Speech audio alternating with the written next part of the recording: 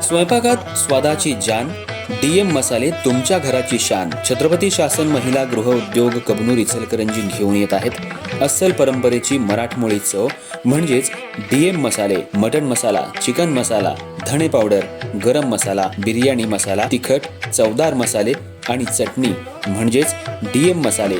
तर आजच आपल्या जेवणाची रंगत वाढवण्यासाठी केमिकल विरहित डीएम मसाले, गृहिणींच्या मनातले मसाले आणि चटणी अवश्य वापरा. डीएम मसाले महिला बचत गटाद्वारे करणारे स्वच्छ माफक दरामध्ये म्हणजेच डीएम मसाले.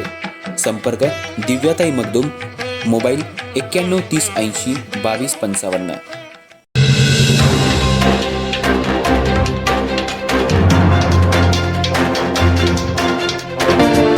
नमस्कार, मी तेजस्विनी मगदूम. एम मराठीमध्ये आपल्या सर्वांचं स्वागत आहे. पाहूयात ठळक घडामोडी. इचलकरंजी महानगरपालिकेच्या पहिल्या निवडणुकीमध्ये फुटाफुटीच्या राजकारणाला सुरुवात झालेली आहे. भाजप व शिवसेना युती म्हणून लढण्यात येत असले तरी अनेक निष्ठावान कार्यकर्त्यांना डावलले जात आहे. धनगणना तिकीट देण्यासाठी स्थानिक लोकप्रतिनिधींनी सुरुवात केलेली आहे. आपल्यासोबत प्रभाग क्रमांक 9 मधील लालनगर परिसरातील दिवंगत माजी नगरसेवक विनोद आवळे हे गेले 20 वर्षापासून या परिसरामध्ये अनेक सेवांचं काम केलं. विकास निधी भरघोस आणलेला होता. ते एक्सपायर झाल्यानंतर त्यांच्या पत्नी व मुलांनी निवडणूक लढवण्याची तयारी दर्शवलेली आहे. मात्र निष्ठावंत कार्यकर्त्याला डावलले जात आहे. आपल्यासोबत त्यांची पत्नी आहेत, त्या देखील माजी नगरसेविका होत्या. त्यांच्याकडून पण जाणून घेऊया. सुनीता विनोद आवळे, माझी नगरसेविका. मी बालकल्याण समिती सभापती होते. तुम्ही माझी बालकल्याण समिती सभापती होता. त्यावेळी जी काही कामं केलेली आहे त्या पार्श्वभूमीवर तुम्ही आता नवीन परत महानगरपालिकेच्या निवडणुकीला तिकीट मागितलं आहे. काय सांगितलं त्याची पक्षश्रेष्ठींकडून? डावलल्या गेल्या आम्हाला. त्यांच्या मुलाशी आपण जाणून घेऊया. गेले आमचं वडील लालनगरात 20 वर्ष झालं राबतात आणि म्हणजे पक्ष आम्हाला डावललं गेलं आहे. म्हणजे पक्षाकडे आम्ही मागणी केली आहे, पक्षानं आम्हाला तिकीट दिलेलं नाही.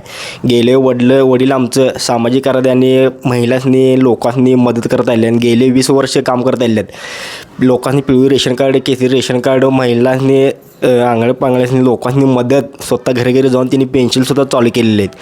त्यांनी या भागात काम केलेले आहे, त्यांना डावलं गेलं आहे.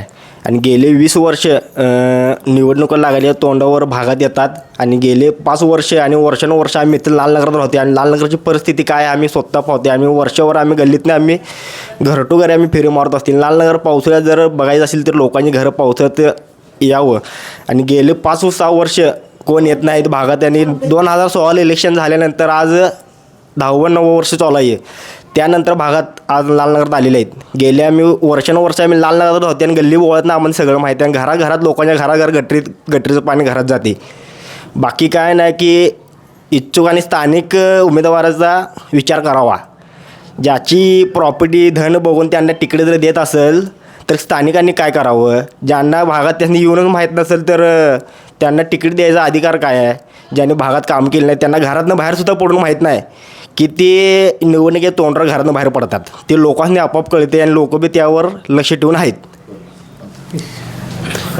तुम्ही पक्षश्रेष्ठीने जरी तिकीट जरी तुम्हाला डावललं असलं तरी तुम्ही अपक्ष लढण्याचा विचार केला? लढणार माघारी घेणार नाही आणि लढत राहणार. जे काय वडिलांनी ठेवलं आणि वडिलांनंतर आम्ही जे काय सामाजिक कार्यात आहे आणि जे आम्ही काम करत राहतो इथनं पुढे आम्ही काम करत राहू आणि लढणारे आमचं आहेत आणि माघारी घेणार नाही. या परिसरातील नागरिकांची साथ तुम्हाला कशी आहे? बऱ्यापैकी आहे आणि सोबत आहेत. आणि जर वडिलांनी ट्रस्ट काढलेली, ट्रस्टच्या माध्यमातून लालनगर झोपडपट्टी पूर्ण वस्तीसाठी पूर्ण घरं बांधून देणार होते. त्यामुळे आज वडील नाही आहेत आणि ते वडिलांनंतर आम्ही पूर्ण करणार. आणि ते वडिलांचं आमचे स्वप्न होते की लालनगरचा विकास झाला पाहिजे, लालनगरची घरं ही पूर्ण झाली पाहिजे. विनोद आवळे, दिवंगत नेते विनोद आवळे यांचे चिरंजीव देखील आता निवडणुकीच्या रिंगणामध्ये उतरलेले आहेत. Cameraman Nikhil Bisesami, Rohan Eralge, M Marathi, Ichalkaranji.